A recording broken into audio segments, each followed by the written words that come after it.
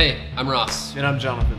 Hey, this week we're starting a conversation about how what you do every day counts in God's kingdom.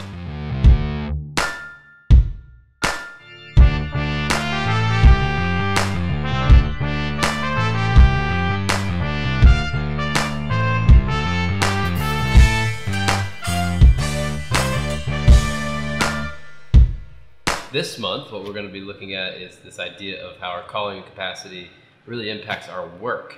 And I think a good phrase for that is vocational stewardship.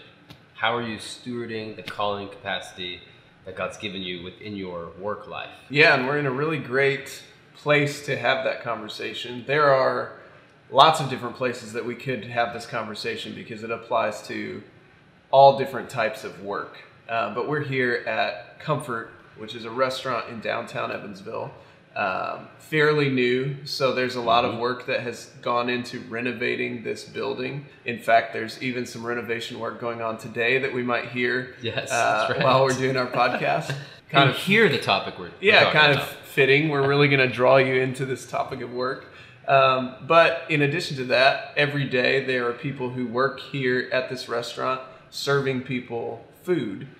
Which is a pretty basic need. In fact, oftentimes when we've gone out to eat together, I've heard you say to servers or people working at the restaurant, "Thanks for helping us eat today." Yeah, And it catches them a little off guard. Yeah, they think you're kind of joking, Right. but it's a way of acknowledging, like, hey, you're helping meet like a really basic need. Like, I need to eat today, and you're helping me do that. And as we get started with that, what better way than to just connect it back to the conversations we've been having for several months, kind of this idea of going from garden in the beginning of Scripture to the end, where a city is coming down out of heaven. And we've talked about how important that is for understanding cities and the idea of a union and how that all connects to the whole church, the whole gospel, the whole person, the whole city. And now we want to connect that same story to work. And so one of the first things we learn about God is that he's a worker. In the beginning, God created. And it's just right there. It lays out very clearly that God is somebody who likes work. He says it's very good when he gets it done. Yeah. And he makes us in his image as workers. It even gives us a job description. Take what I've given you and build on it. Continue to create and cultivate. Right, which is really how we get from that picture of the garden at the beginning to that picture of a city at the end. It's the connection between those two is really a lot of work of people fulfilling that call that God has given them. I think it's also interesting to just think about the different vocations of kind of the biblical stories of the key characters. Right. Abraham, he's got 70 people who go with him, when God calls him to a new place. He's a leader of people. He's figured out an economic support system for all those people. Right. Moses, he's a prince of Egypt, educated in that way and raised up to be a ruler. Right. But then he goes and he's a shepherd. Yeah. So he's got different vocations, and you can go through all of Scripture. There's Esther, Daniel, Nehemiah, and then the apostles.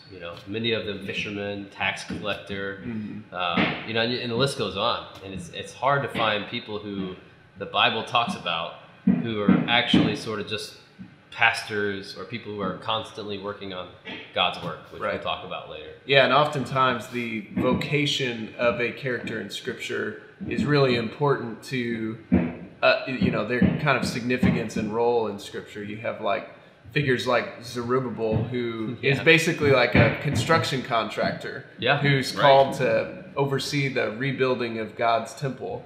Amazing. If it weren't for that vocation, he wouldn't be a significant character in the Bible. And his vocation progressed, what God was doing in the world. Yeah. And our work does the same thing. I think that's really important.